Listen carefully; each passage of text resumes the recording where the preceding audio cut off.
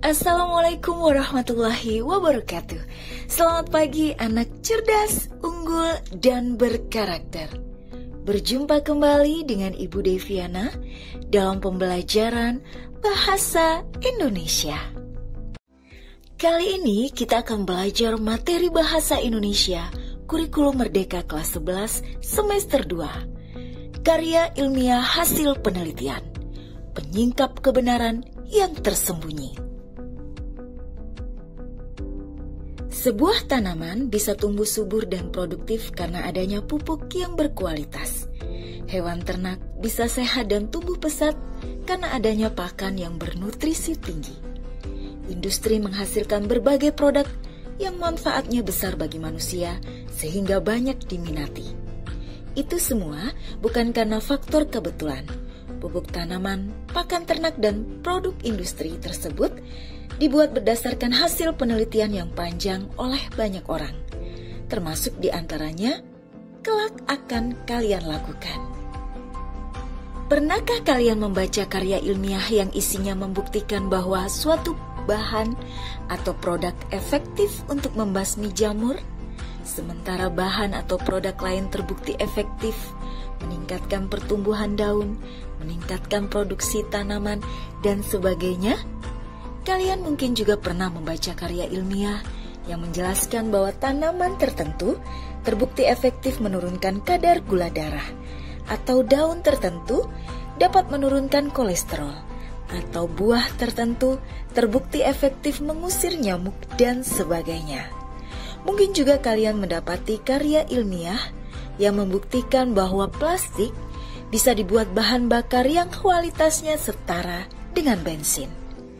Itulah karya ilmiah hasil penelitian. Untuk mengetahui apa isinya dan bagaimana membuatnya, ikuti proses pembelajaran berikut ini.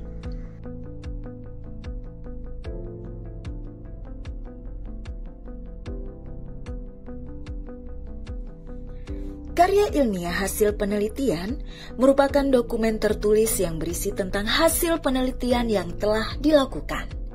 Disusun berdasarkan tata cara penulisan, serta sistematika tertentu dengan menggunakan bahasa yang lugas, baik, dan benar. Penelitian dilakukan untuk mengungkap rahasia-rahasia perilaku alam maupun sosial.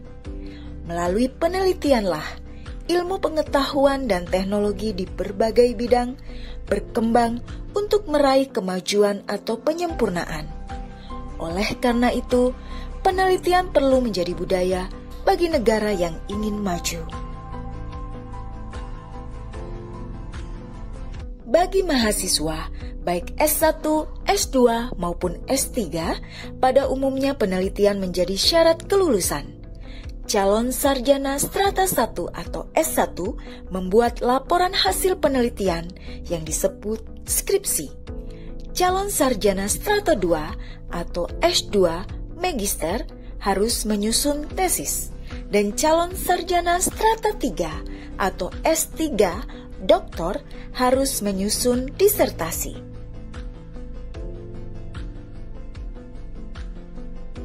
Seorang akademisi harus melakukan publikasi ilmiah di jurnal atau majalah sains. Untuk mencapai hal tersebut, mereka wajib melakukan penelitian yang hasilnya dituangkan dalam karya ilmiah hasil penelitian untuk dipublikasikan. Di perusahaan-perusahaan besar, selalu ada bagian research and development yang pekerjaannya melakukan penelitian untuk pengembangan dan atau penyempurnaan produknya. Para siswa pun perlu dikenalkan sejak dini dengan karya ilmiah hasil penelitian, atau bahkan dilatih melakukan penelitian dan menyusun laporannya menjadi karya ilmiah hasil penelitian.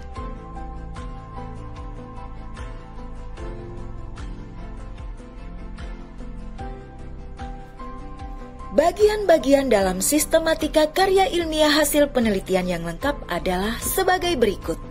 Yang pertama, bagian awal. Bagian ini berisi hal-hal sebagai berikut. 1. Halaman sampul dan halaman judul. Halaman ini memuat 1. Judul, 2. lambang atau logo sekolah atau institusi.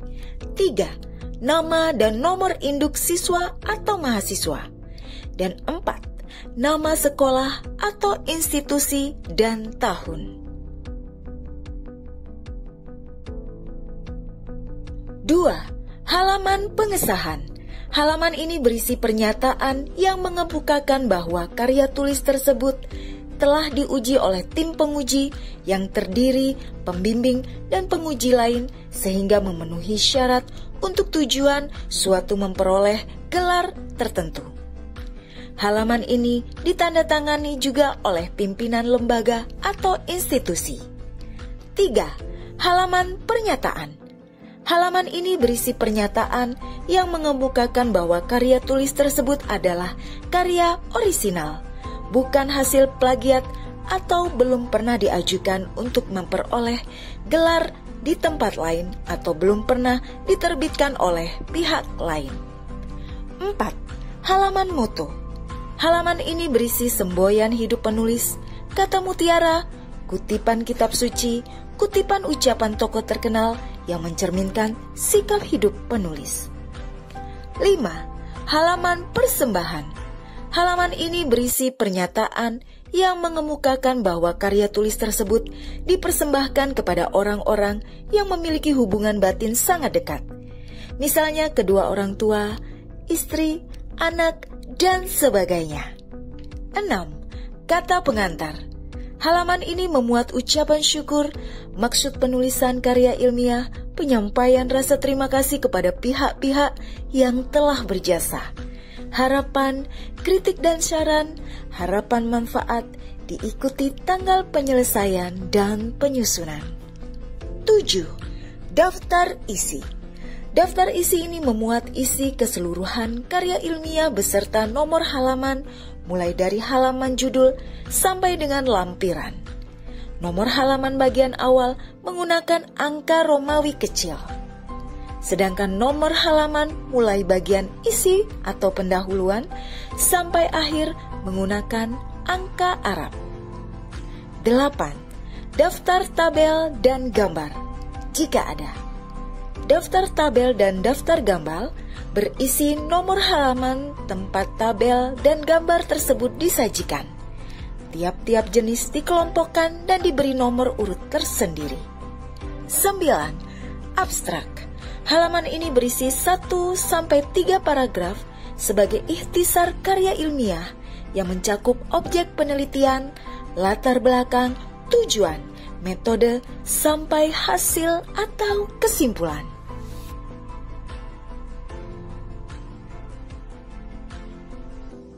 Struktur karya ilmiah hasil penelitian yang kedua adalah bagian tengah. Bagian tengah merupakan isi laporan, terdiri atas beberapa bab dan daftar pustaka. Yang pertama, bab 1, pendahuluan. Berisi 1. Latar belakang masalah. Bagian ini berisi uraian tentang hal-hal yang melatar belakangi timbulnya masalah. Uraiannya berisi gambaran tentang suatu keadaan atau fenomena yang ternyata di dalamnya ada potensi masalah, atau berisi gambaran tentang keadaan yang seharusnya diikuti keadaan yang sebenarnya, yang ternyata ada kesenjangan sehingga ada potensi masalah yang muncul. 2. Identifikasi masalah. Bagian ini berisi kemungkinan-kemungkinan masalah yang bisa timbul dari latar belakang. Selanjutnya, dari kemungkinan yang banyak, pada rumusan masalah dipilih mana saja yang akan menjadi fokus pemecahan. Ini tidak wajib karena dari latar belakang masalah bisa langsung ditetapkan rumusan masalah yang akan dipecahkan. 3. Perumusan masalah. Inilah masalah yang akan menjadi fokus perhatian penulis untuk dicari pemecahannya, yang pada umumnya dinyatakan dalam bentuk pertanyaan.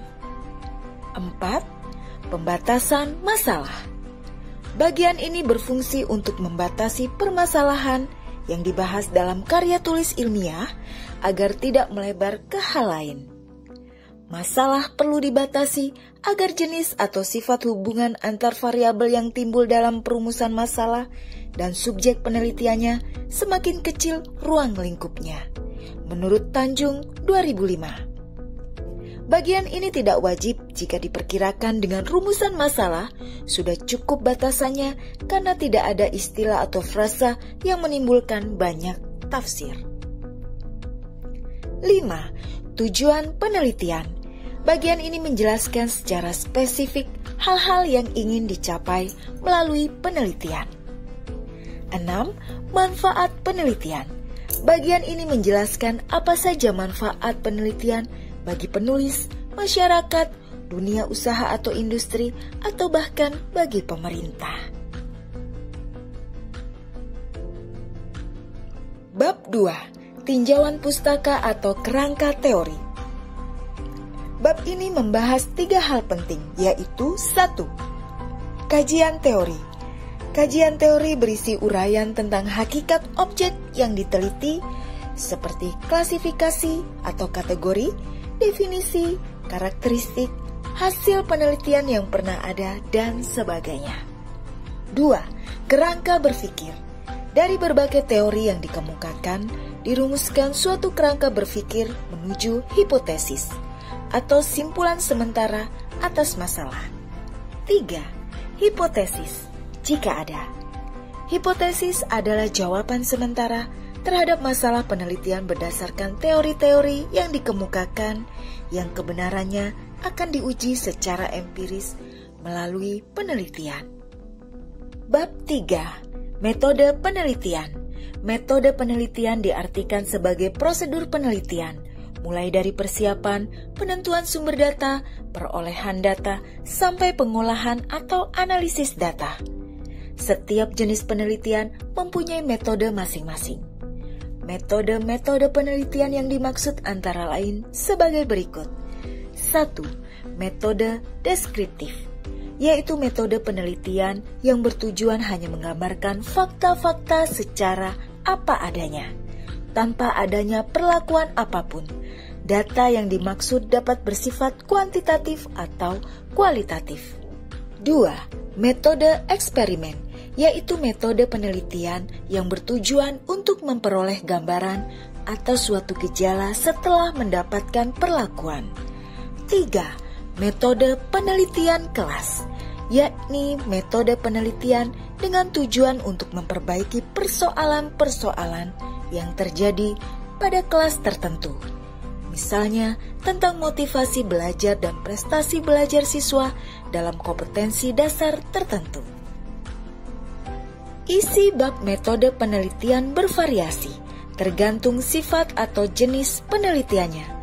Adapun bahasanya adalah seputar hal-hal berikut ini. 1.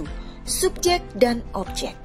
Subjek adalah sebuah individu, benda, atau hal yang akan diteliti.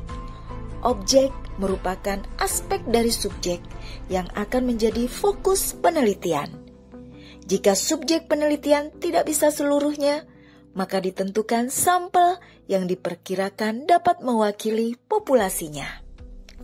2. Waktu dan tempat. Isinya adalah penjelasan tentang kapan dan di mana penelitian dilakukan. 3. Metode pengumpulan data. Isinya adalah penjelasan tentang cara memperoleh data, misalnya dengan metode observasi, wawancara, angket, tes, eksperimen, atau percobaan, dan sebagainya. Pada penelitian eksperimen, perlu dijelaskan tentang alat dan bahan, desain penelitian atau rancangan percobaan dengan langkah-langkahnya. Di sini perlu dijelaskan juga alat-alat yang digunakan untuk merekam atau mencatat data, seperti lembar pengamatan, lembar atau daftar pertanyaan, kamera, dan lain-lain. 4. Metode analisis data.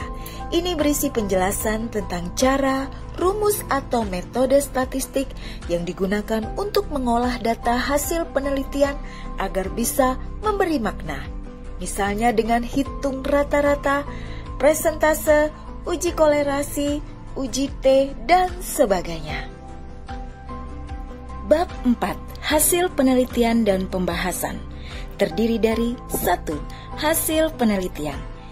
Ini berisi fakta-fakta hasil penelitian yang diperoleh disertai data-data pendukung. 2. Pembahasan.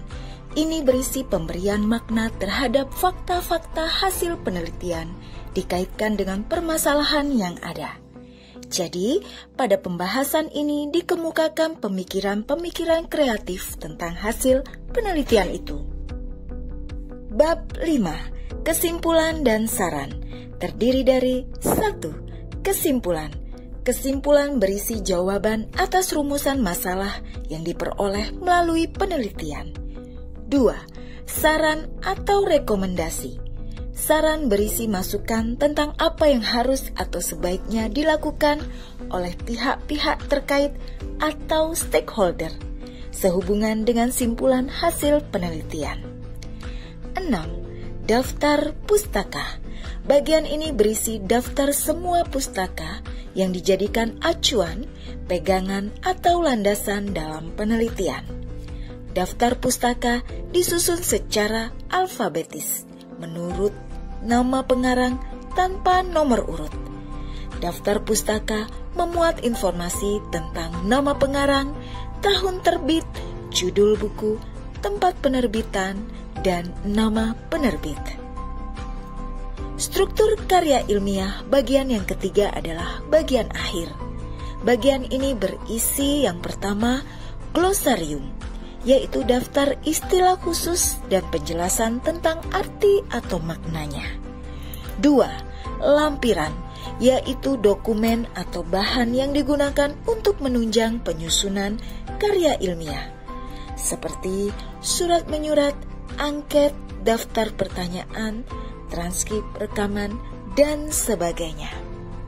Untuk publikasi karya ilmiah di jurnal, pada umumnya unsur-unsur yang dimuat hanya yang dianggap vital saja, di antaranya sebagai berikut. Judul, diikuti peneliti atau nama penyusun.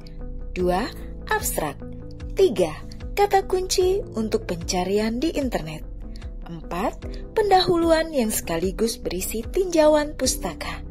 5. Metode penelitian. 6. Hasil penelitian dan pembahasan. 7. Kesimpulan dan saran. 8. Daftar pustaka.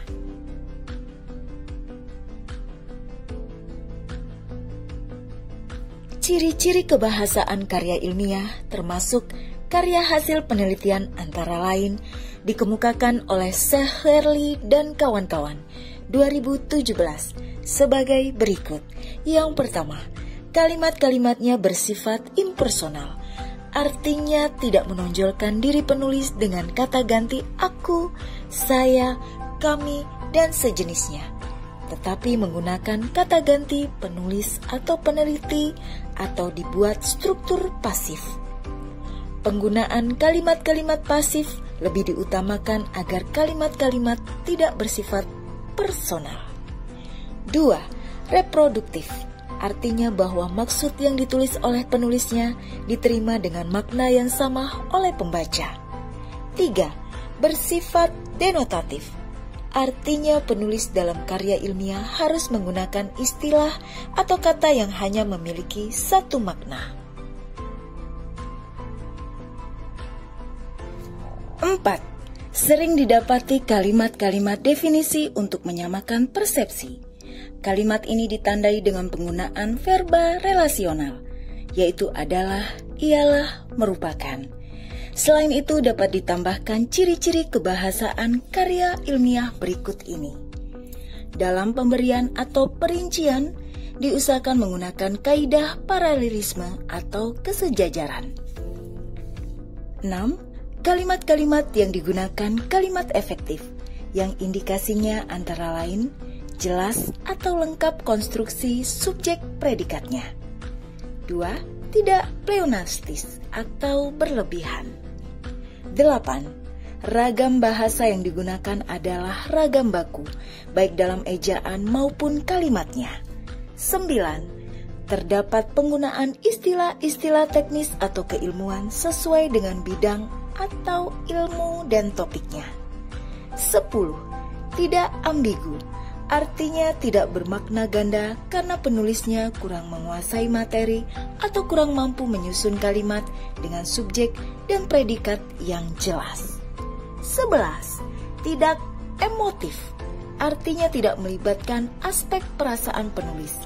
Hal-hal yang diungkapkan harus rasional, tanpa diberi tambahan pendapat subjektif dan emosi penulisnya. 12. Rasional. Artinya penulis harus menonjolkan alur pikiran yang logis. 13. Ada kohesi antar kalimat pada setiap paragraf dan koherensi antar paragraf dalam setiap babnya. 14. Bersifat straightforward atau langsung ke pokok masalah dan tidak berbelit-belit.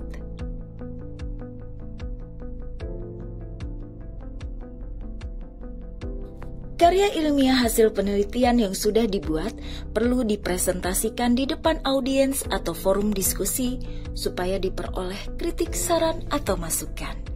Langkah-langkah presentasi laporan hasil penelitian. Yang pertama, mencatat poin-poin hasil penelitian yang sudah dilakukan. 2. Poin-poin tersebut dibuat dalam bentuk slide yang akan dipresentasikan di depan forum. 3. Menyajikan atau mempresentasikan slide yang dibuat dengan kalimat singkat tetapi mudah dipahami. 2. Merespon tanggapan. Merespon tanggapan audiens dapat bersifat menerima, menolak, atau campuran antara menerima dan menolak. Jika masukan atau kritik dari audiens memang benar, penyaji harus menerima dengan lapang dada dan tulus. Jangan membela diri secara membabi buta. 2. Jika masukan atau kritik dari audiens dirasa kurang benar atau kurang baik, penyaji perlu mempertahankan pendapat dengan dukungan bukti. Contoh, pendapat ahli atau alasan yang logis lainnya. 3. Jika masukan atau kritik dari audiens dirasa ada kelebihan atau baiknya, namun juga ada kelemahan atau buruknya, penyaji perlu menerima sisi atau aspek yang baik dan menolak sisi atau aspek yang buruk dengan dukungan bukti, sebagai contoh pendapat ahli atau alasan yang logis lainnya. Mendekonstruksi pemikiran atau pandangan artinya memberi pemikiran atau pandangan baru yang tidak lazim, tidak diketahui umum terhadap suatu fenomena, gagasan, atau pendapat. Hasil dekonstruksi bahkan dapat menghasilkan pemikiran baru, pandangan baru yang kontradiktif terhadap pemikiran atau pandangan umum di masyarakat. Misalnya terhadap sampah, pandangan umum mengatakan bahwa sampah kotor, jorok, jijik, sumber penyakit, dan harus dibuang jauh-jauh. Namun ada sisi lain yang bisa dieksplorasi lebih mendalam. Antara lain bahwa sampah masih bisa memiliki nilai ekonomis yang tinggi. Misalnya sampah plastik, ternyata bisa dibuat bensin atau didaur ulang menjadi benda pakai yang lain. Sampah kertas dapat didaur ulang menjadi kardus atau benda hias yang lain. Sampah sisa makanan dapat diolah menjadi pupuk organik, dan masih banyak lagi. Demikianlah materi pembelajaran kita hari ini. Sampai berjumpa di pembelajaran bahasa Indonesia lainnya. Salam dari SMK Negeri 6 Surabaya. Cerdas, unggul, berkarakter. Wassalamualaikum warahmatullahi wabarakatuh. Sampai jumpa.